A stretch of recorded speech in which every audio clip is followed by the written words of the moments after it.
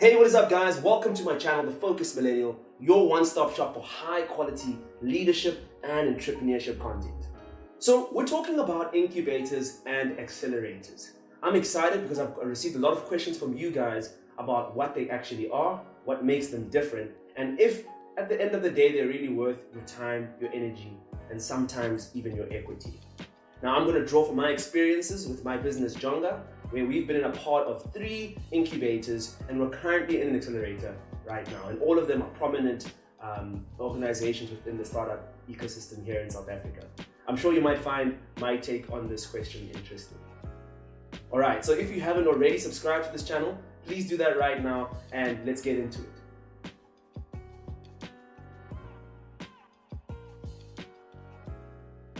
So before we get into whether or not these organizations are useful for your business, I want us to start off by defining what they actually are and exploring the ways in which they're similar and the ways in which they're different.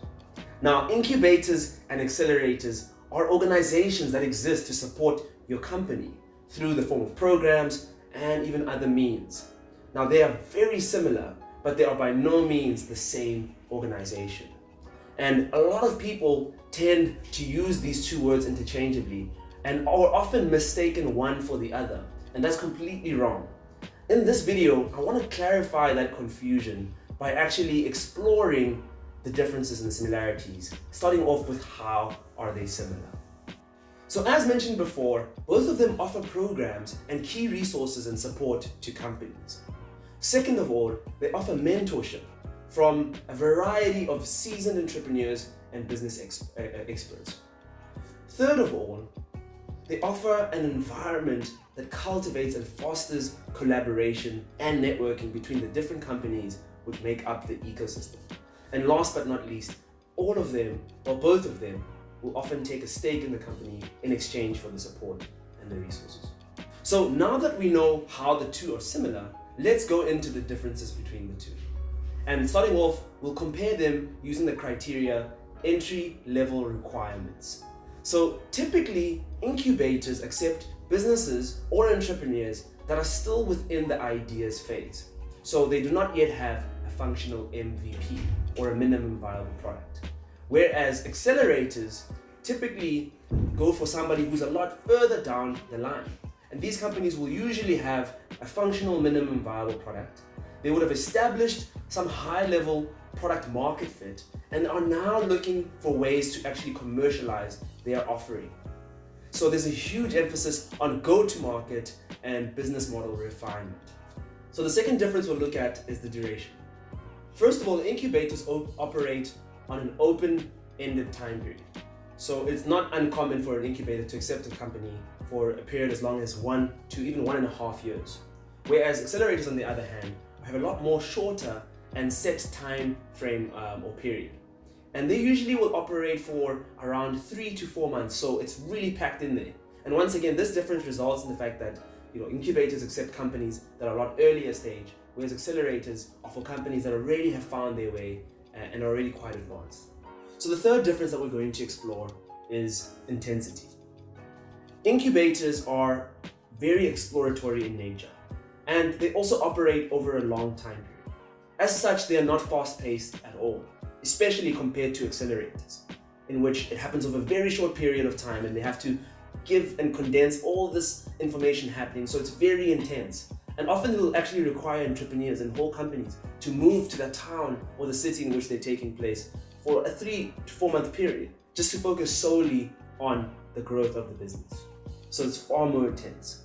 So the fourth difference that we're going to explore is competitiveness. Now, both incubators and accelerators have an application process, but incubators usually follow a more open or relaxed selection criteria, so it's easier to get into them, as opposed to accelerators, which have a very limited number of slots for highly scalable, fast-growing companies. So it's a lot more competitive than incubators.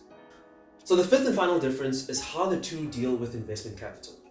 So typically your incubators will not give capital to the companies within the ecosystem. And that's generally because they're still very early stages. It's very difficult to quantify the value of those businesses at that point.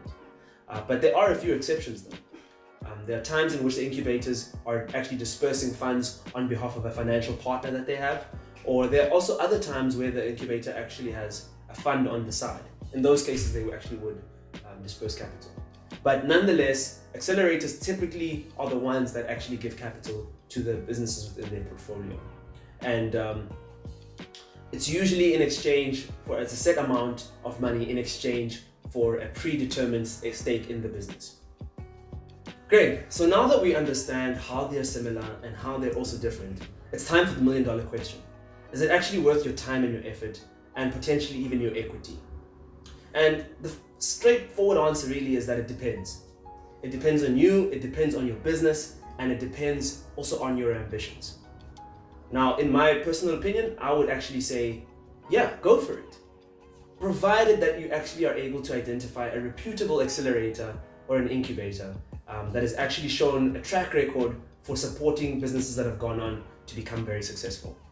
In my experience, I do not regret enrolling for the different incubators and accelerators that my business has been a part of, because it's actually moved the needle forward for us. So long as it provides value, then it's actually perfectly fine, in my opinion. So to end off the video, I'm going to give you one final bit of value, and that is 4 tips for you if you decide to go down the avenue of enrolling for an incubator or an accelerator. And here they are. Number 1, have clear and actionable goals.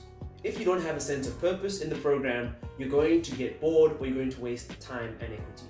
Not a good decision. Number 2, always remember that you as the entrepreneur are in the driving seat. Everyone else who's a part of the program is simply an advisor.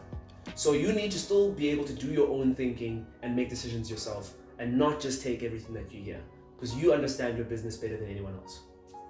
Number 3, get maximum value or utility from the program and the mentors. Like I mentioned before, the mentors usually have great experiences and they can share a lot of valuable insights. So you want to ensure that you squeeze as much of that value out of them. Remember, you're paying for it in equity, which is the most expensive form of currency. And then the last one is that try and collaborate and create networking opportunities for yourself with the other companies in the ecosystem. You can make great relationships in these programs that can eventually be beneficial for you down the line. So in summary, incubators and accelerators are very similar, but they're not quite exactly the same. There are many of them out there, and the number of them is growing daily. So it's very important that as an entrepreneur, you're able to do your research and pick the one that's best suited for your business. And then when you're inside there, remember to stay engaged and get maximum value from that environment, because it really can propel your business and take it to the next level. But that is it for today. I hope you enjoyed this content. If you did, please hit that like button. And if you're not already subscribed to the channel, subscribe and hit the bell icon so that you know whenever I release a new video. But that's it. I'll see you in the next one. Peace.